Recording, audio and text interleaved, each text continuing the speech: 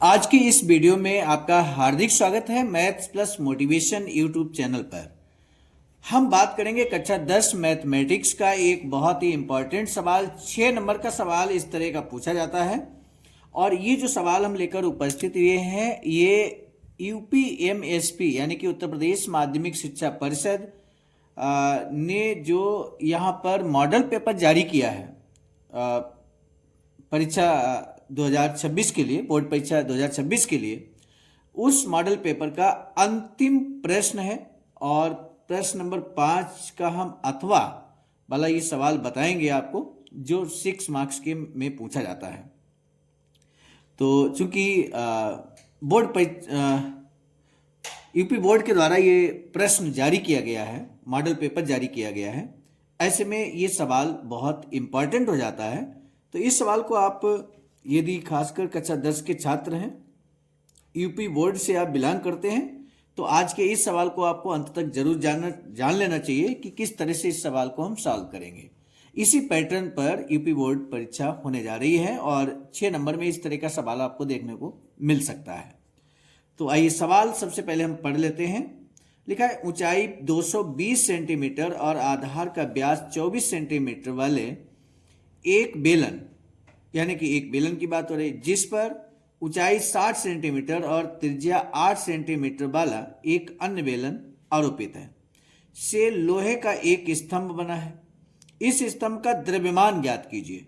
जबकि दिया हुआ है 1 घन सेंटीमीटर लोहे का द्रव्यमान लगभग 8 ग्राम होता है। पाई की वैल्यू यहाँ 3.14 दिया गया है और यदि जब कभी पाई का वैल्यू इस तरह से हमको दिया होगा तो हम उसी का यूज करेंगे सवाल में। तो आइए अब एक तरफ से हम सवाल को शुरू करते हैं। इस सवाल को पढ़ेंगे और पढ़ने के बाद इस सवाल को हम फिगर के रूप में कन्वर्ट करेंगे। तो चूंकि सवाल नंबर 5 में का अथवा है, इसलिए कुछ इस तरह से बोर्ड एग्जाम में आप लिख सकते हैं, प्रश्नोत्तर 5 अथवा। अब शुरू करेंगे, इस सवाल पढ़ेंगे।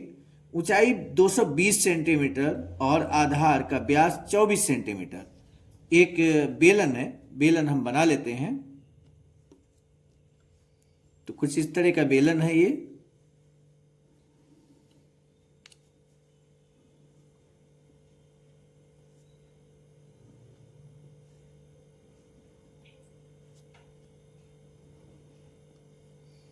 ये बेलन का फिगर आपके सामने है और इसकी हाइट यहां पर दे दी गई है। हाइट दे दिया है 220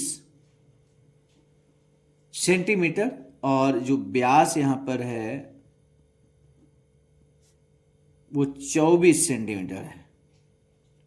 इसका तात्पर्य ये हुआ कि त्रिज्या यहां पर हो जाएगी, व्यास की ठीक आधी त्रिज्या होती है, तो 24 का आधा 12 सेंटीमीटर ये त्रिज्या हो जाएगी, अर्थात आर की वैल्यू यहां 12 सेंटीमीटर हो गई।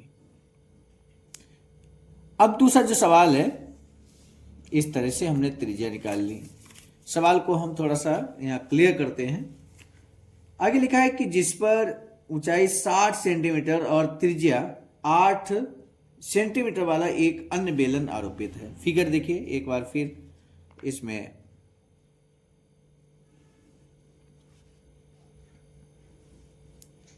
ये इस तरह से बेलन उसके ऊपर है और जिसका ऊंचाई दे दी गई है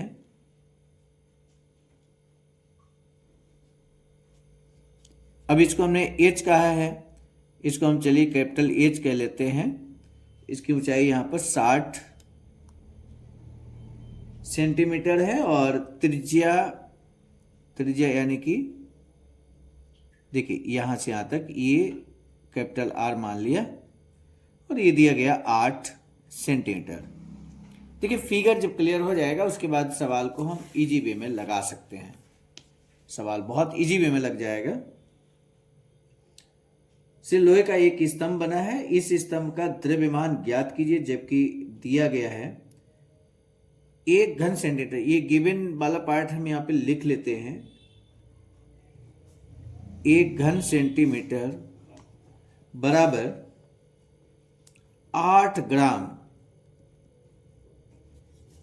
1 घन सेंटीमीटर बराबर 8 ग्राम ये दिया गया है और साथ ही साथ आप देखिए पाई की वैल्यू यहाँ पर कितनी है, पाई की वैल्यू दे दी है इन्होंने दशमलव में, वैसे 22/7 का यूज कर लिया करते हैं, 3.14 है।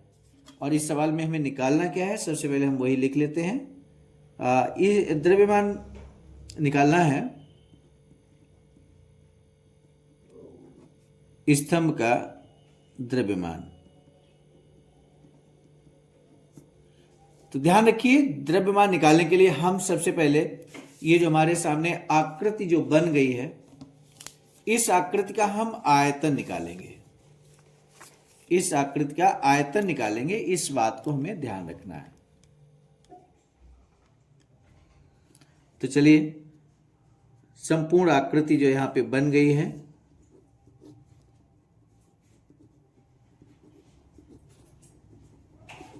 इसका द्रव्यमान निकालने के लिए, द्रव्यमान अर्थात हम आयतन निकालेंगे यहां पर। तो आयतन का मतलब यहां पर दो बेलन बने हैं, एक अध्यारोपित है। तो जो बड़ा बेलन हमारा यहां पर हम देख पा रहे हैं, तो बड़े बेलन का आयतन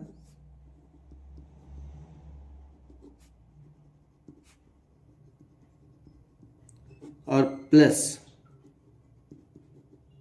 छोटे बेलन का आयतन।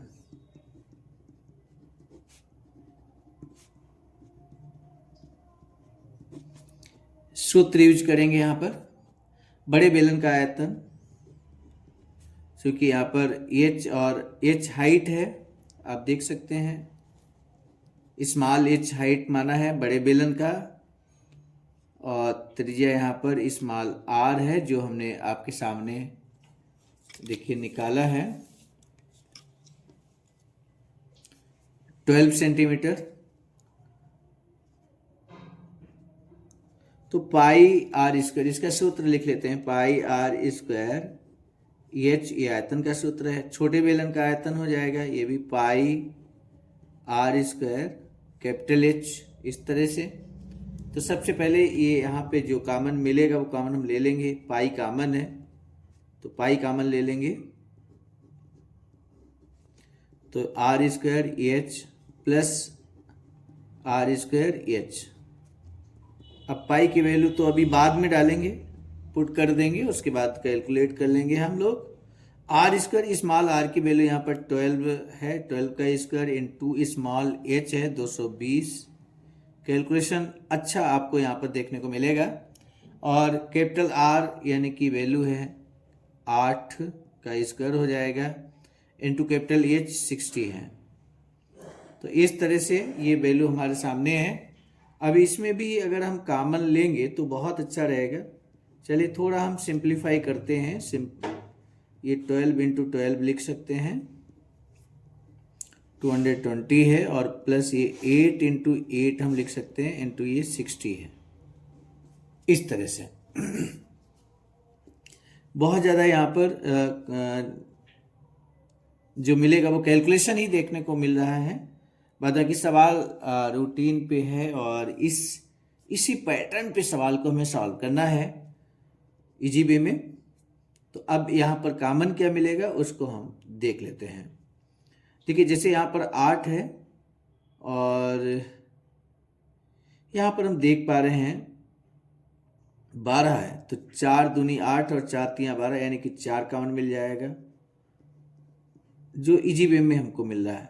यहाँ 8 है, यहाँ 12 है, तो यहाँ से अगर हम देखें तो यहाँ से भी हमको 4 कॉमन मिल जाएगा।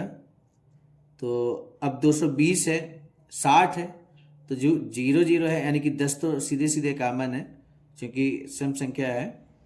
तो यहाँ पर 2 भी कॉमन होगा, तो यानी कि 20 कॉमन हमको दिख रहा है, तो हम 20 कॉमन यहाँ ले लेंगे इस तरह से। और पाई तो हमने ऑलरेडी लिख ही लिया है, तो 4 तियां 12, यहाँ 3 बचेगा, यहाँ 3 बचेगा। और यहाँ पर आप देख सकते हैं 20 सेकंड 20 और 20 सेकंड 20, ये बचेगा।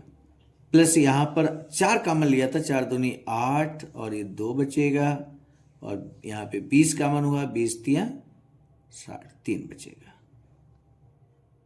तो इस तरह से देखिए कैसे हम कैलकुलेशन को आसान बनाने की कोशिश कर रहे हैं। पाई की वैल्यू अभी डालेंगे।